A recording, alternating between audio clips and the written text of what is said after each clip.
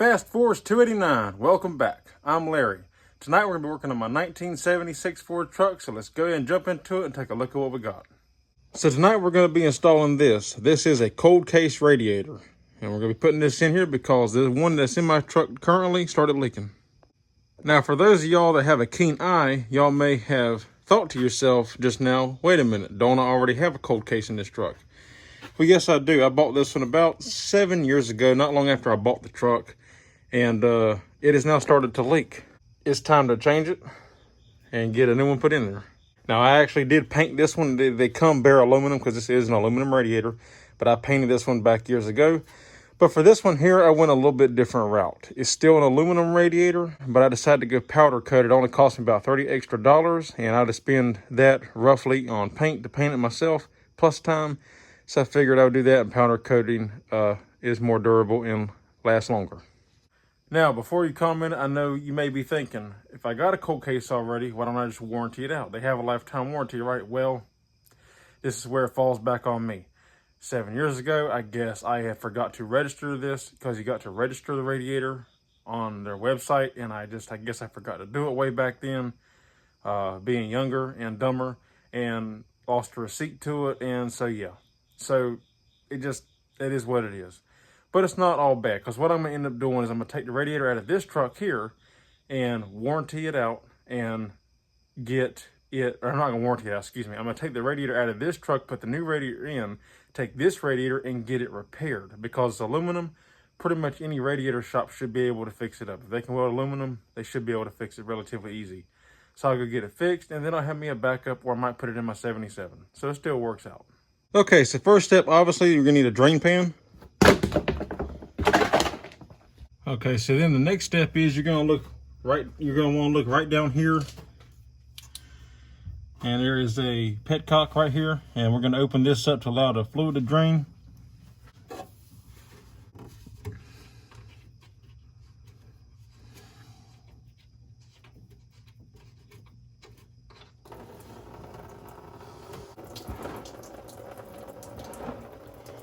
All right, then a little pro tip is open your radiator cap, and it will allow air to get in and allow that to drain even faster. See how it's picked up speed already? You can hear it.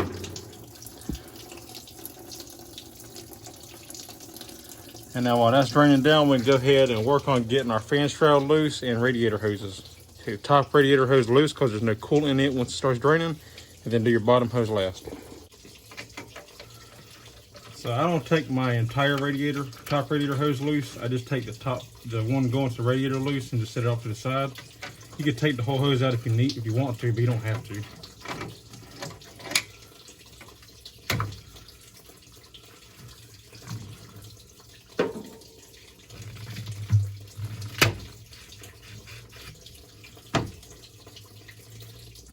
There we go. Okay, so now to take the fan shroud loose, we got 4 bolts of this right here, a 1/2 inch in each corner. We're gonna go around and take all 4 of these out, and then the fan shroud can sit back.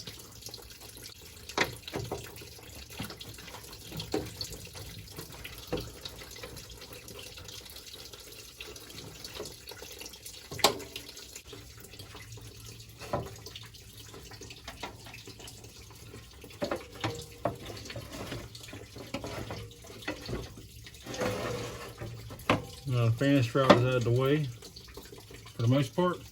Now once the radiator is done draining, we can go underneath, get the bottom radiator hose loose, transmission lines, and take the radiator loose and it'll be ready to come out.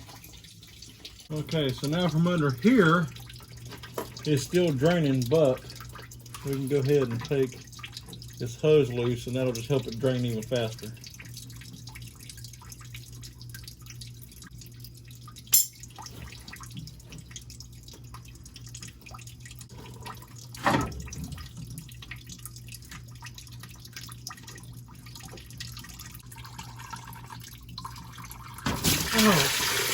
Oh yeah, a lot more coolant.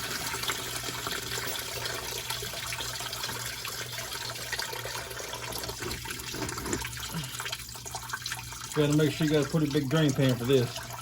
Now, when it comes to the transmission cooling lines, which are over here, one should be a 5/8, I believe. And then the other one, actually they're both a 5/8 on a factory line, but I have a aftermarket transmission cooler. And the way that I designed mine, actually it's still 5/8 too, but the way I designed mine is I don't have to take, my transmission cooler is not connected to the radiator. It's connected to my AC condenser. So I can take this one line here out and then just let it kind of sit there and then pull the radiator out and it'll sit there. So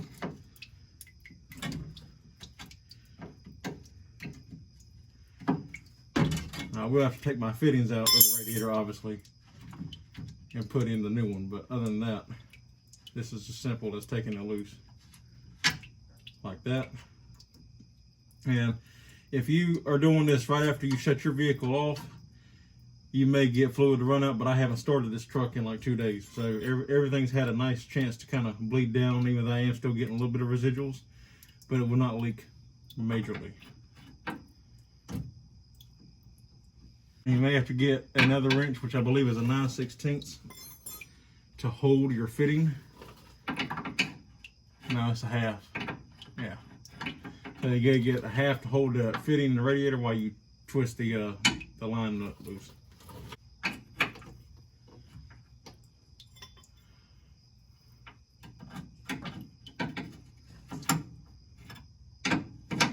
And then you simply just squeeze your wrenches together and it'll break loose like that.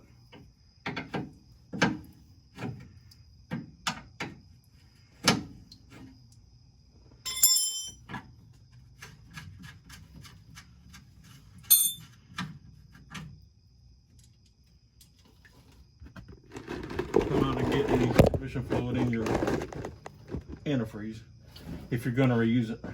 Okay, sorry the camera got knocked over, but there, we are ready to go. I'm gonna let this drip just a little bit longer. Like I said, don't worry about this. I mean, if I had it, I could put a hose on here to kind of route to it to block it off, but it's fine. If I have to, I'll top it off a little bit, but it ain't gonna lose enough to really make a difference. So let us finish dripping. Everything now underneath here is loose. Transmission cooler is loose. We'll leave this line hooked up because it's going to the cooler itself, not the radiator. So that's good. That line's loose, radiator hose is loose, fan shroud's out. The only thing left is the 4 bolts to hold the radiator itself in, and it's ready to come out. Okay, so now we have 4 1/2-inch bolts right here that take the radiator loose. You got 1 on each corner as well. We got to remove those 4, and then this radiator will be ready to come out. If you have a factory air conditioned truck, my advice would be to remove the driver's side first, because you have these studs to help hold the radiator up for you. Then go to the passenger side and take it loose, and then we can take it out. If you have a non-AC truck, then you kind of got to just hold the radiator yourself because there's nothing there to hold it for you. Okay, so last bolt. I already pulled the other 3 out.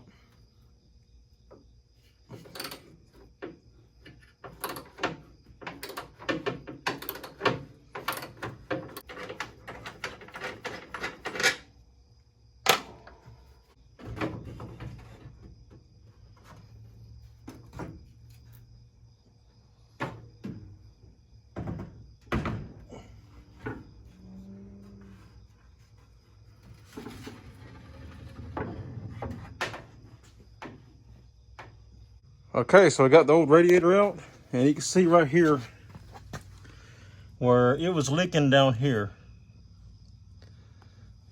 And the funny thing about it is that it didn't leak once it got warmed up. It only leaked when it was cold. And as it warmed up, it actually stopped leaking, so I don't know what that's about. But it would leak down here at the bottom. So I'm gonna just have them test it and see if they can fix it. It looked like it may have been leaking up here too because of the how the paint's gone and it's like wet there. And maybe even a little bit there too. So I don't know why. But that's out. Now we do have to get, obviously I'm reusing my original hose over. And we have to take our transmission cooling fittings out and put in the new radiator. Okay, so I went ahead and put one adapter in, I got to do the other one. So I always Teflon tape mine. Technically, you don't have to because this is what seals it inside. But I Teflon tape mine anyway just for extra security. Now, note, you cannot use your original ones that came in the original radiator for these radiators, because for some reason, I don't know exactly why, but Cold Case makes their inlets the same size as the line that's in the truck. So if you notice, both sides of this is the exact same. So whatever size this is, I can't remember the size exactly right now, the thread pitch, but it's basically the same size thread for both the line and the radiator on a Cold Case radiator. And you only got Teflon tape the side that, well, I only Teflon tape the side that goes into the radiator.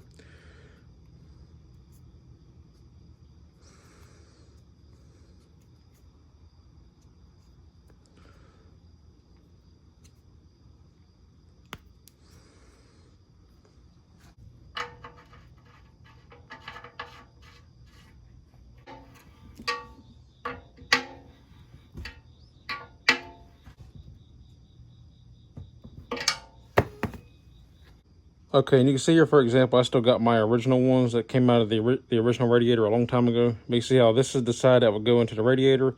This is the side for the line, and you can see the difference. Wondering, this is the part number for this radiator. This is for their night series. This is the black one that I got here. Now, the original one that I ordered, this is it. So that's the difference in part numbers right there, you can see. So there is two different part numbers for their regular bare aluminum and then their night series. So, but just keep that in mind. That's the part numbers for both, in case you're wondering which one you want to get. For whichever one you'd like to order, that's the part number. All right, so real quick, before I put the new radiator in, there's an issue I want to address. Now, I don't think this had anything to do with the radiator leaking, but however, I noticed this when I started looking at it. You can see how the fan shroud is resting on the fins here, or on the tubes. And even though it didn't wear a hole in the tubes or anything like that, and it's probably not an issue, the fact is that you don't need it because it sits flat on the side anyway. So we don't need that there. So I'm gonna take my grinder and I'm gonna cut this little lip off so it's not pressing up against the radiator there. Because you can see there's nothing on this side pressing on it, so you don't need it. I'm not exactly sure why Ford put that little lip there in the fan shroud, unless my guess is that the way this is shaped is meant for different vehicles, not just for trucks. And maybe there's a radiator they used where the hose came out here and they needed that little cutout, kind of like they got it right there. And so that's why. But either way, I'm gonna cut that off so it ain't touching the radiator no more. Alrighty, and now that is the after look. I got a little happy with the cutter there. It slipped a little bit, but it's pretty much even there with the bottom now and comes across, so that's good. I didn't mean to quite go so far over. I meant to kind of angle it right there, but like I said, the cutter slipped on me a little bit, but it's not a big deal. It's at the bottom, you'll never see it. And now it's not rubbing up against the radiator. It'll still bolt in tight here up top. It'll still be solid as a rock and fit perfect.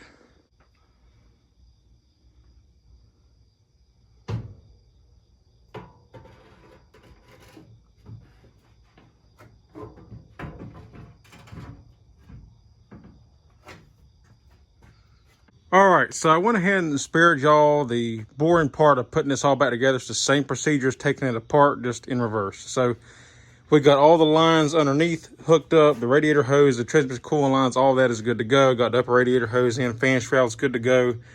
Now we just got to put coolant in it. I already put my hose on, so that's good. One thing I did do is on the old radiator, I had a piece of like foam in here to space it out between. Let's see if I can get you a better angle. To space it out between the radiator here. And if you look, it's kind of hard to see, but there is a space. There is a gap in here.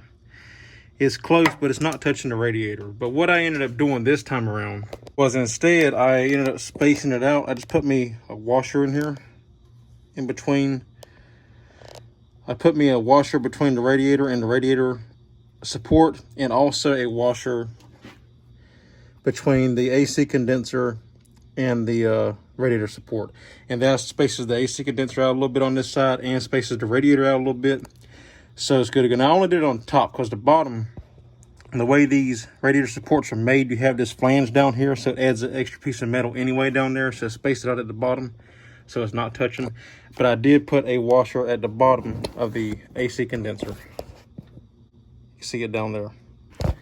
So I spaced the AC condenser out away from the radiator support and spaced the radiator out at the top.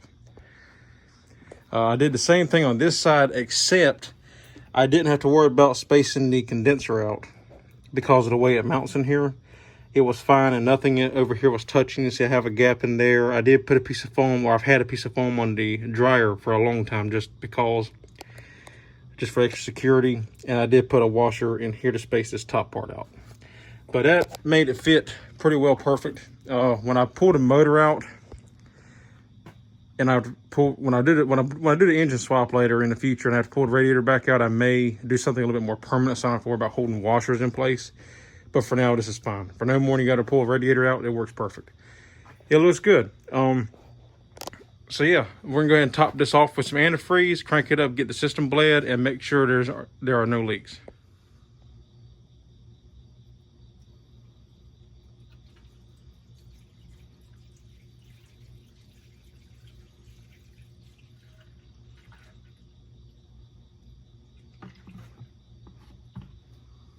Okay, so we're up, not completely to the top yet, but it's good enough. I'm gonna go ahead and start it up and let it start warming up, and then I'll go ahead and finish topping it off as it's running.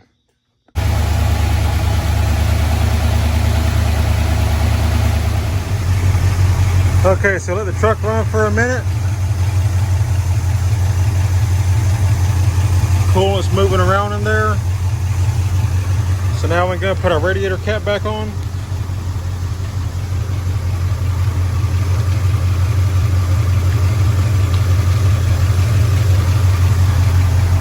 Come check inside. Our coolant's good, temp is good there.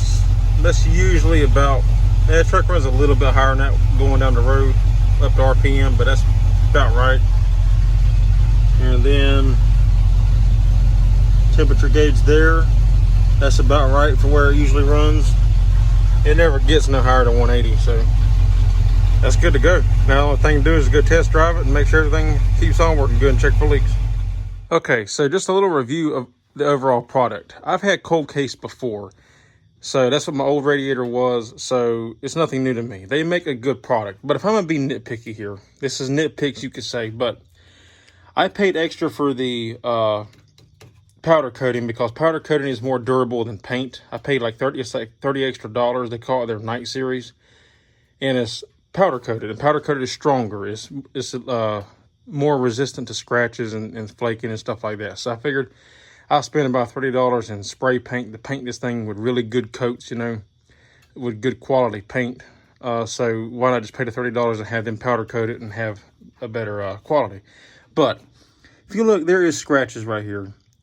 Again, nitpicky, you can't see it when you're just standing back looking. You have to be underneath direct light to see it. So like without the light being up here, without my light hanging up, you wouldn't even see it.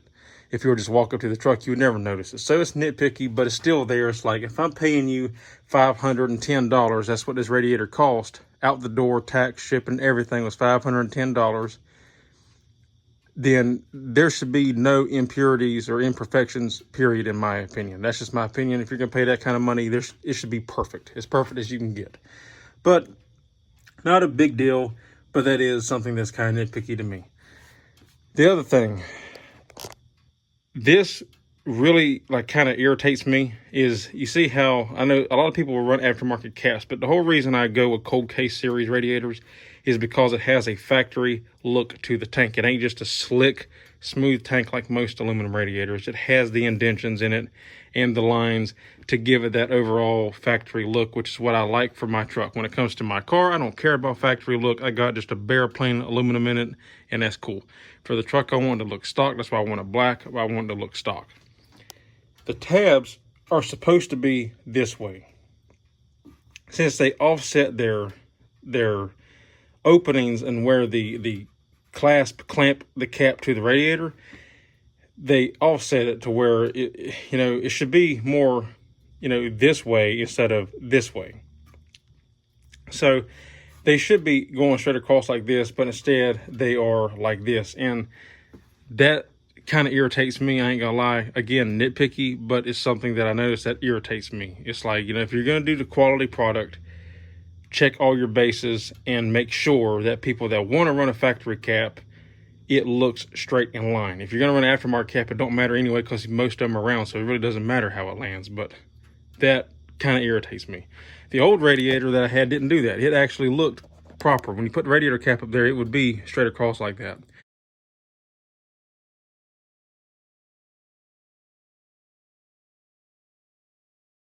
So again, you consider it a nitpicky, but it's something that I noticed that I don't like. But really, that's the only things that I have against the radiator. Everything else is the same as the other one, and a great product, but just those couple of things that the cold case, in my opinion, really needs to improve on.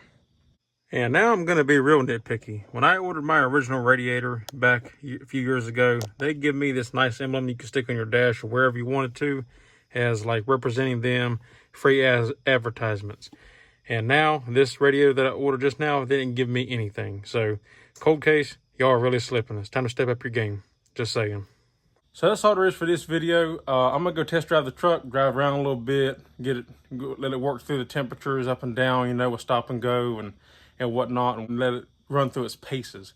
Come back, check it, and make sure everything's gonna be good, which I'm sure that it will. And I will make sure that I actually register this one this time. So in case it do have a problem in the future, I can warranty this one out at least. So yeah, that's all there is for this video. If you like the video, give me a thumbs up. I'd appreciate it. If you're not subscribed, consider subscribing. I'd appreciate that as always. And if you have any questions, comments, or concerns, leave them in the drop box down below and I'll get back to you. So that's all there is for this one. So until next time, I'll see y'all on the next one. Take care.